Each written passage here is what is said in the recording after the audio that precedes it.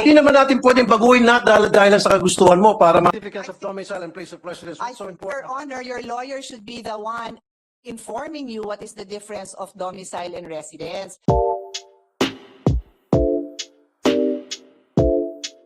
Address, Your Honor.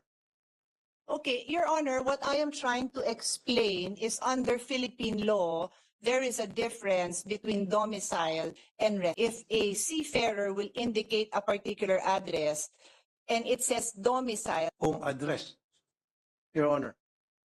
Okay, Your Honor, what I am trying to explain is under Philippine law, there is a difference between domicile and residence. So in your standard employment contract, if a seafarer will indicate a particular address and it says domicile, then that is different from residence. If it says residence, then that is different from domicile. And I would insist that Philippine law would govern. So the obligation of government is affected if he will not be able to return the seafarer to the place of domicile because that is different, that could be very different from the place of residence. So it is important that His Honor tells us what is the intention. Where do you want? Thought, Your Honor, my team already talked to your team and they already agreed on that matter. Your Honor, it is the sponsor and I who will agree. No, So, I understand, Your Honor, but for the sake of brevity or for the sake of na para mapaiksi tayo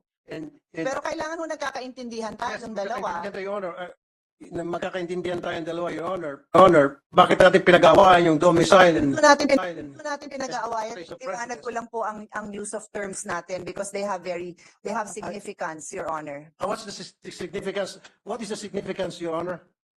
I What's the think, significance of domicile and place of residence? What's so Your important? Honor, your lawyer should be the one informing you what is the difference of domicile and residence. I've already been pointing out that there is a difference. If your team cannot. But Your Honor, like I said, under the MLC convention provision, domicile refers to the home address, and in the SEC, it's the same when the seafarer filled out his SEC form. Place of domicile there refers to his address. In the MLC and in the SEC, domicile means home address. Your Honor, I am simply informing the sponsor that under Philippine law, there is a difference between I domicile understand, Your Honor, and but it residence. is already understood under the MLC provision. Domicile means home address, and under the standard employment contract, which the seafarer signed, the word domicile refers to his home address. Okay, so I will ask His Honor a question.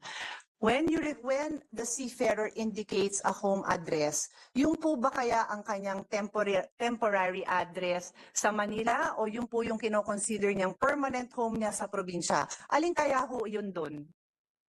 Yung point of hire is Manila. When you say domicile, yung po yung permanent address niya, Your Honor, as declared doon sa kanyang SEC. Kasi po doon sa SEC, idideklara mo yung iyong home address. At anong nakalagay doon? Domicile. Wala naman nakalagay doon home address. Nakalagay doon domicile. Your Honor, I am just putting on record that there are legal differences. Huwag po kayo magagalit. No, Kasi po, I'm not mad. may legal I'm not differences mad, Your Honor. yun. Ayoko pong malito ang gobyerno at ang ating Well, yung pong mga gobyerno po hindi seafarers. malilito. I'm sure. Sir, I there are guarantee you, the legal government- differences. So if we do not Hindi clarify. naman natin pwedeng baguhin na dahil sa kagustuhan mo para